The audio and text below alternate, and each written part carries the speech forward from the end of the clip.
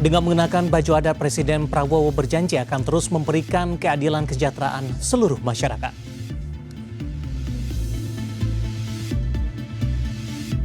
Di tahun 2026, Danantara terus percepat arus investasi di berbagai sektor strategis.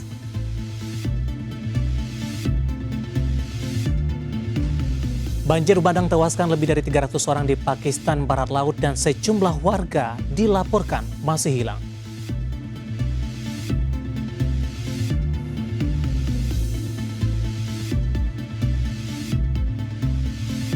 Pemirsa, selain informasi utama tadi, sejumlah berita terupdate lainnya akan kami hadirkan. Anda juga bisa menyaksikan kami di live streaming di idachannel.com dan saya David Sanoval. Dan saya Vina Munawar, inilah Prime Market Highlights.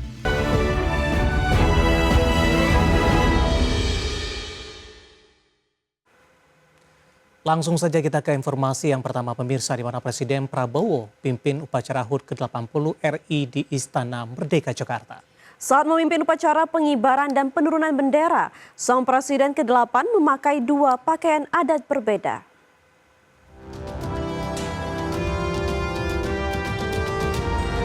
Presiden Prabowo Subianto untuk pertama kalinya memimpin upacara pengibaran bendera di Istana Merdeka, Jakarta.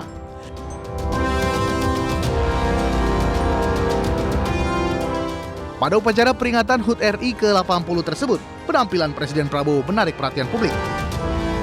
Sang Presiden mengenakan baju adat Demang bernuansa putih gading dan kain ujung serong khas Betawi. Bukan sekedar pakaian tradisional, baju Demang Betawi memiliki filosofi mendalam. Pertama, merupakan simbol kekuasaan dan kewibawaan. Kedua, identitas budaya Betawi. Ketiga, cerminan kesederhanaan dan elegansi. Serta keempat, mengandung pesan persatuan dalam keberagaman. Sementara itu, saat memimpin upacara penurunan bendera merah putih, Presiden Prabowo yang bertindak sebagai inspektur upacara nampak mengenakan pakaian adat Melayu Riau.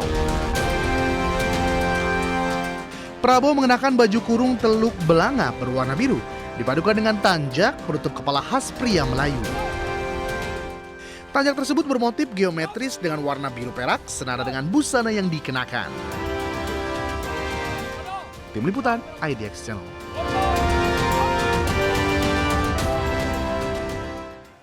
Pemirsa, usai memimpin upacara penurunan bendera di Istana Negara, Presiden Prabowo Subianto hadiri pesta rakyat di kawasan Monumen Nasional Jakarta pada Minggu malam. Dengan menggunakan maung putih, Prabowo keluar dari rooftop dan melambaikan tangan sepanjang memasuki kawasan Monas. Presiden tiba sekitar pukul 19.45 waktu Indonesia bagian Barat. Presiden terlihat menyaksikan puluhan kendaraan modifikasi yang mengikuti karnaval. Di sela acara, Presiden tampak menyapa dan menggendong anak-anak. Bahkan, Presiden sempat memeluk dan menggendong mereka.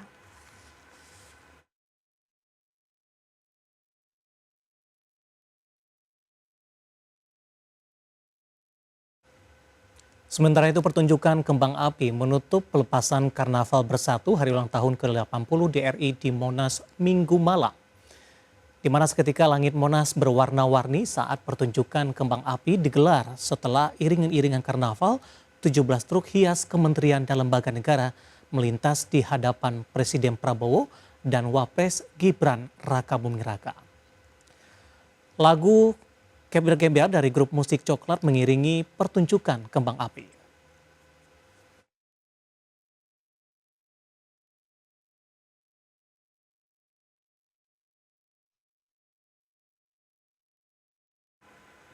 Ribuan warga antusias hadiri upacara HUT ke-80 RI di Istana Merdeka, Jakarta. Tak sedikit warga yang datang dari luar kota untuk menyaksikan upacara secara langsung usai berhasil mendapatkan tiket secara online. Tingginya animo masyarakat hadiri upacara peringatan HUT ke-80 Republik Indonesia membuat antrean bahkan menggular di pintu masuk kedatangan Istana Merdeka, Jakarta.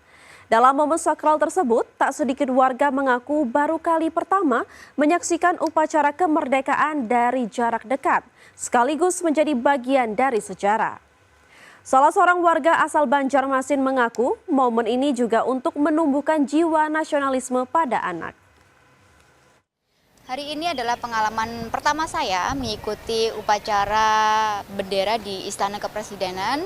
Hal ini tentu saja membuat saya bangga dan tentu saja ini momen berharga untuk memperkenalkan anak saya juga bahwa pentingnya kita memperingati hari kemerdekaan dengan jiwa nasionalisme dan untuk itu kita membawa anak adalah supaya dia juga bangga menjadi salah satu penyaksi langsung pengibaran dan penurunan bendera merah putih di istana.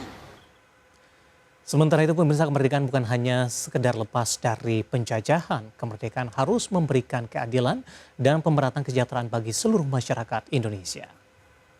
Ya, Badan Perencanaan dan Pembangunan Nasional atau Bappenas berjanji terus memberikan keadilan dan pemerataan pembangunan dalam memaknai arti kemerdekaan ke-80 tahun ini. Dalam akun sosial media sosial Bappenas RI, Wakil Menteri PPN, Wakil Kepala Bappenas Febrian Alpianto Rudiar menegaskan pihaknya terus mendorong keadilan bagi masyarakat, termasuk menghadirkan upaya-upaya perencanaan dan pelaksanaan pembangunan nasional yang inklusif dan juga berkelanjutan.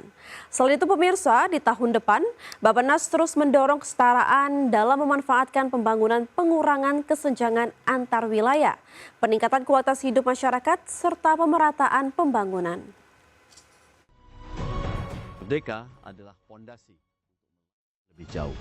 Saat negara hadir, bukan sekedar sebagai pelindung, tetapi sebagai penggerak harapan di setiap sudut negeri. Kemerdekaan bukan hanya tentang bebas dari penjajahan, tapi tentang membuka akses yang setara, menghadirkan keadilan, dan mewujudkan kehidupan yang layak bagi seluruh rakyat. Setiap kebijakan dan program pembangunan bukan sekedar angka, tapi cermin dari wajah kemerdekaan yang nyata, di mana anak-anak tumbuh sehat, warga hidup produktif dan terlindungi, desa bergerak maju, dan keluarga memiliki rumah yang layak. Inilah arti sejati dari kemerdekaan.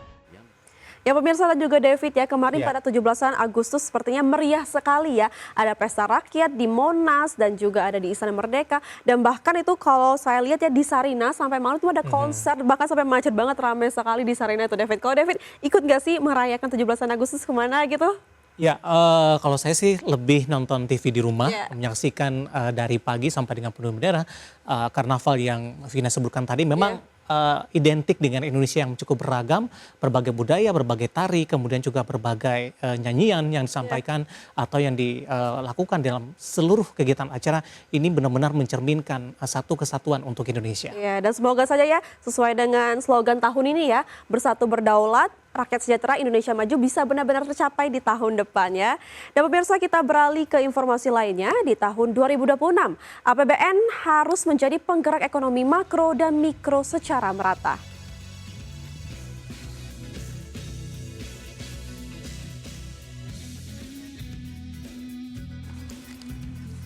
Dan informasi selengkapnya tetaplah bersama kami di Prime Market Highlights.